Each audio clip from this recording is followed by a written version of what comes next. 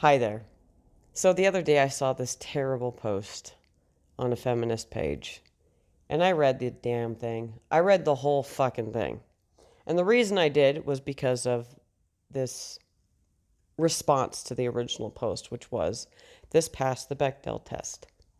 I had no idea what that was. No idea what it was. So I went ahead and looked it up. Real quick, I may be pronouncing this wrong. Honestly, I'm not emotionally invested in this enough to give a fuck about if I'm pronouncing Bechdel correctly or not. So, anyway, the Bechdel test, also known as the Bechdel-Wallace test, is a measure of the representation of women in fiction. It asks whether a work features at least two women who talk to each other about something other than a man. The requirement that the two women must be named is sometimes added. Okay, so now we know what that is.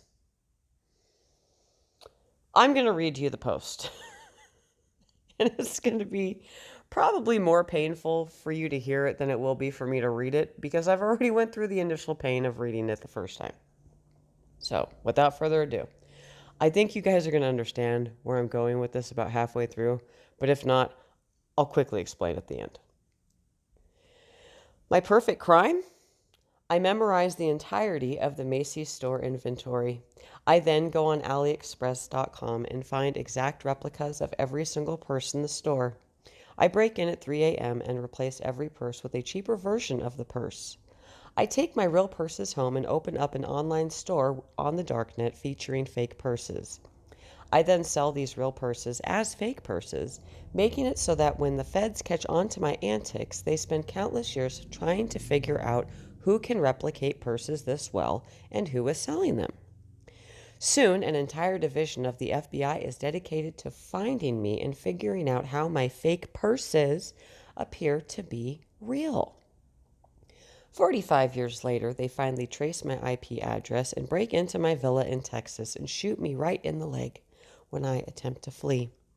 While this would normally not be a fatal wound, due to my constant devotion to my online fake real purse storefront, I have suffered an iron deficiency for 35 years. My blood can't clot, and I start to bleed out.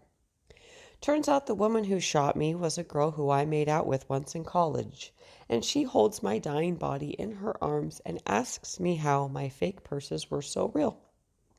I spend the last moments of my fleeting life telling her about how every 5 years I break into a different Macy's and replace all the purses, and that the purses I have been selling online for a severely discounted price were actually all real, and I have been doing this purely for the gag of it all. When my former college girlfriend gets home from work and, after rightfully murdering me, for my crimes, she goes into her walk-in closet, looks at the 13 Gucci purses she owns, and realizes that they were all fakes.